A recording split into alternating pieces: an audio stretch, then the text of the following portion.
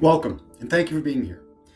This is Unsilenced Volunteer Onboarding and Orientation Training. Whether you've known about Unsilenced for a while or this is your very first interaction with us, we're glad to have you here. Now let's get started. Training structure. Here's how the training is organized. We'll move through 5 sections. A welcome to Unsilenced, an overview of the mission and the people we serve, how we work as an organization, our code of conduct and volunteer handbook, and then finally, your path forward from here. Hi, my name is Meg Applegate, and I'm the founder and CEO of Unsilenced. Unsilenced is a nonprofit working to end institutional child abuse and the troubled teen industry. We do that through 3 core areas of work: education and awareness, survivor support, and enabling access to justice. The people we serve are survivors and families who have experienced abuse, neglect, and preventable harm inside programs that were supposed to help them. For many of them, the system didn't just fail them once, it failed them repeatedly, while the institutions responsible looked the other way. Unsilenced exists so that failure isn't the end of their story. This work requires care. It requires respect for boundaries, a commitment to doing no harm, and a shared responsibility to approach this mission with thoughtfulness and integrity. At Unsilenced, volunteers are not background support. They are central to everything we do: the research, the outreach, the investigations, the advocacy, and most importantly, the support for survivors. None of it happens without you.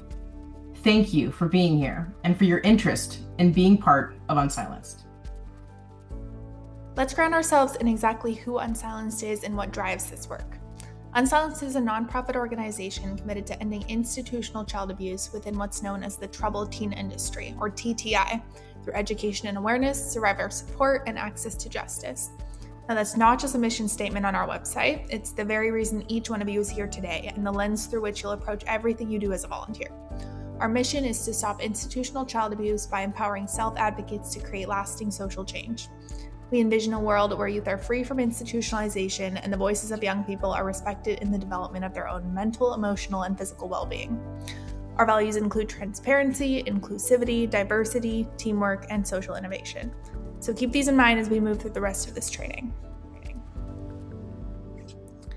To understand why this work matters, you need to understand what we're up against. The TTI is a network of powerful and largely punitive conjugate care facilities that claim to reform youth who are struggling with behavioral issues, mental health challenges, or educational difficulties.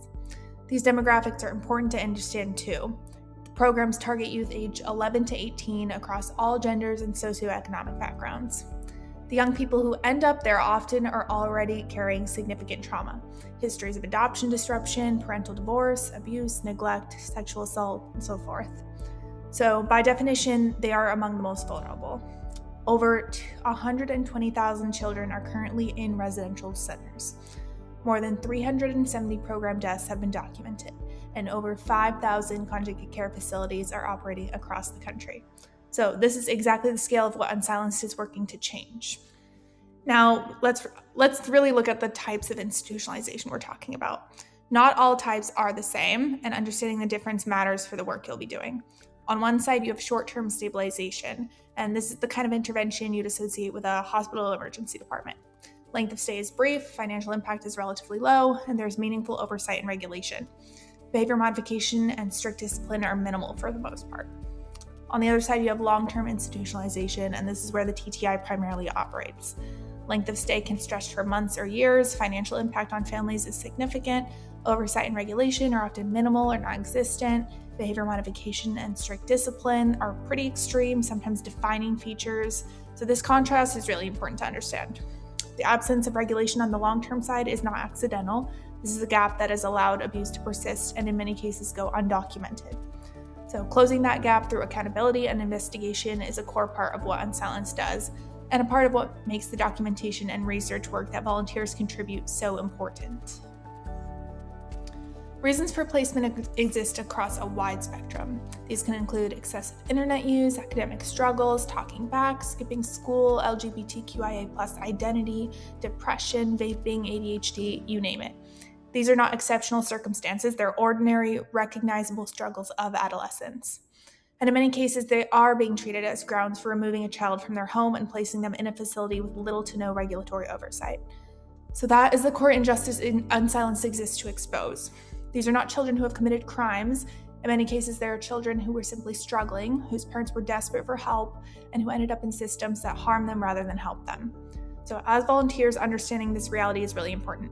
When you are researching a program closure, tracking deaths, supporting survivors, or contributing to outreach efforts, you are working on behalf of kids who look just like kids you know, and families who often had no idea what they were walking into. This slide puts some faces and stories to what we just covered.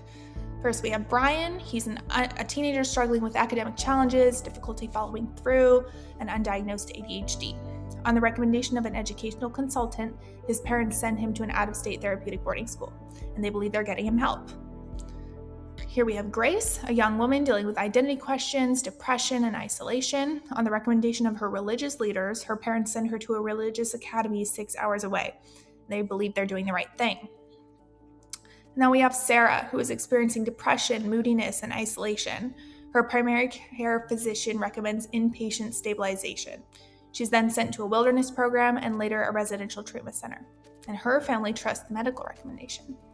So in each of these cases, the parents acted on guidance from someone they trusted. And that's exactly what makes this industry so difficult to fight. These placements often feel like help, right until they don't. The children in these stories didn't choose to be there. They had no voice in the decision. And in far too many cases, what happened to them inside those facilities was never documented, never reported, and no one was held accountable. So that's exactly the gap that Unsilenced exists to fill. So as we kind of hinted to earlier, this diagram shows the full ecosystem of institutions and relationships that can funnel a young person into the TTI. And it's a lot more extensive than most people realize. It's not just parents making decisions in isolation. It includes juvenile family courts, probation officers, CPS and foster care placements, school administrators and counselors, religious leaders, educational consultants who are often paid referral fees, and primary care physicians, therapists, psychiatrists. All these systems, operating with varying degrees of awareness and accountability, can become pathways into programs that cause harm. So what this means for Unsilenced work and for your work as a volunteer is that accountability must happen at multiple levels. It's not enough to document what happens inside facilities. We must also understand and map the systems that send children there in the first place. So that's why research, legislative tracking, legal work, outreach, that's why they all matter. Every piece connects back to this picture. Let's take a moment. Now that you understand our mission and a bit more about the troubled teen industry, what kind of work do you think is done by Unsilenced volunteers? Our volunteer program is organized into 3 groups. Core volunteers make up the backbone of our day-to-day work. This includes, and I'll explain all of this in more detail shortly, project-based volunteers, the street team, dig team, the outreach team, and the survivor support team.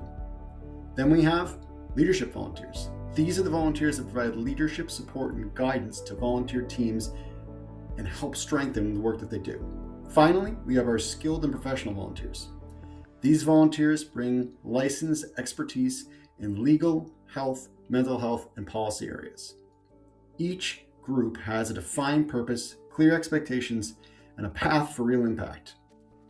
If all goes to plan, in 2027 we will launch our episodic and youth volunteer tracks. Street team volunteers represent Unsilenced in the community through grassroots and in-person outreach. Street team members share approved messaging, support legislative mobilization, help to identify and connect with community partners, generally signal boost the mission of Unsilenced. The role requires about 10 hours per year, which includes attendance at quarterly all-hands meetings. You will need to complete a specific street team training in addition to your basic training to become a member of the Unsilenced street team. Launching in the fall, the dig team, or the digital investigation and information gathering team. This team strengthens, maintains, and expands Unsilenced databases by researching, documenting, and investigating TTI-related information in a guided, structured, and consistent manner. The commitment for the role is about 40 hours a year, including attendance at monthly dig team meetings, as well as quarterly all-hands meetings. You will need to complete a specific dig team training in addition to your basic training to become a member of Unsilenced dig team. Also launching in the fall, our outreach team. This team advocates Unsilenced mission through community outreach, educational presentations, and public engagement activities such as Project Speak.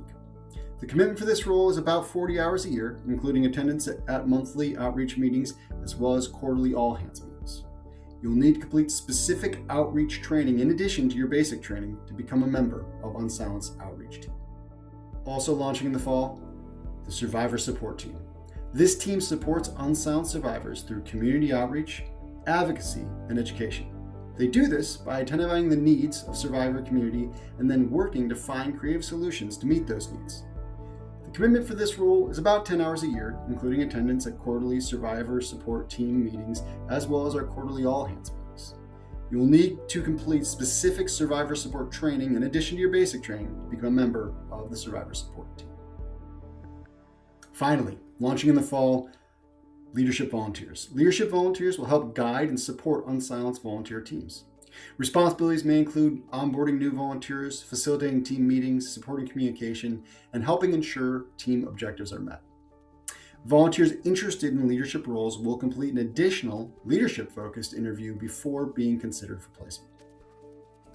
Professional and highly skilled volunteers. Unsilenced is also seeking certified and experienced professionals in fields such as law, health, mental health, and public policy. These volunteers will provide specialized expertise to help strengthen our mission, advocacy efforts, and survivor support initiatives. As I referred to earlier, looking ahead, in the spring of 2027, we hope to launch 2 new additional tracks. Episodic volunteers, who will have one-time or event-based opportunities for flexible participation, and then our youth volunteers will engage with young people in raising awareness of the troubled teen industry. Commitment, renewal, and offboarding. All volunteers agree to a 1-year commitment when they join. Volunteers in good standing, meaning that they've met all their hour requirements, complied with the Code of Conduct, and fulfilled their roles and responsibilities, are automatically renewed, no form required. Dismissal may occur for unmet hours, Code of Conduct violations or confidentiality breaches, or failure to fulfill your roles and responsibilities. That decision is made by the Senior Director of Volunteer Programs and Partnerships in consultation with relevant team leads and organizational leaderships.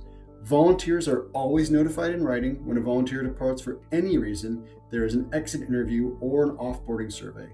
All system access is revoked and confidentiality obligations continue indefinitely, even after your service ends. Okay, now that you understand what volunteers do, why do you think it's important all of our volunteers have training and sign the Code of Conduct? Volunteer Handbook, Code of Conduct. Volunteer Handbook and Code of Conduct exist for 3 reasons. It protects survivors. Their safety depends on every volunteer knowing and following the rules. It protects you. Knowing policy keeps you from inadvertently putting yourself in a difficult position. It protects the mission. Everything we do is in service of ending institutional child abuse, and that mission is only as strong as the integrity of the people carrying it out. Volunteer Handbook, key sections. The Volunteer Handbook has 3 sections every volunteer must know before their first day and return to throughout their service. Section 1, Conduct and Communications, covers professional standards, social media policy, press protocol, conflict resolution, and your role as a representative of Unsilenced at all times. Section 2, Confidentiality, and data covers what information is confidential, how to handle sensitive data, and what you must never share, and obligations that continue after your service ends. Section 3, Safety, Reporting, and Support. This covers mandatory reporting, how to escalate concerns, non-retaliation protections, and how to get help when you're unsure what to do. When you sign the Code of Conduct, you're committing to 3 things. Conduct. Act with integrity in all interactions. Follow unsilenced messaging and guidelines. Comply with social media policy. Represent unsilenced values at all times. Accountability. Meet your role's minimum hour requirements. Attend required meetings and comply with all training. Report concerns promptly through proper channels. Confidentiality. Protect all survivors. Case information, never share confidential information, even with good intentions. These obligations continue indefinitely, even after your service. What happens when the code is violated? Grounds for dismissal include code of conduct violations, any confidentiality breach, misrepresenting yourself or unsilenced, failure to complete required training. Why does this matter? Confidentiality breach can expose the survivor or compromise an active investigation. Dismissal isn't a punitive measure. It exists to protect the mission and the people we serve. Unsilenced has a non-retaliation policy. Anyone who reports a concern in good faith is protected. Path forward. You're almost done. With this training and what comes next, step 1, complete this training by taking the 10-question quiz at the end. Step 2, sign up for a virtual interview. After you pass that quiz, you'll have a short virtual interview with a member of the volunteer team. If you're accepted as a volunteer, you will then be asked to review the volunteer handbook and sign the code of conduct. Step 3, complete training. All positions require additional training specific to that role. Step 4, questions. If you have any questions, feel free to reach out to us at volunteering@unsilenced.org. We want to hear from you. Thank you for taking the time to complete this training. The work Unsilenced does exist because people like you show up for it. We're grateful you're here, and we look forward to working with you. Look below this video for a link to a knowledge quiz, and we'll go from there. Thanks again.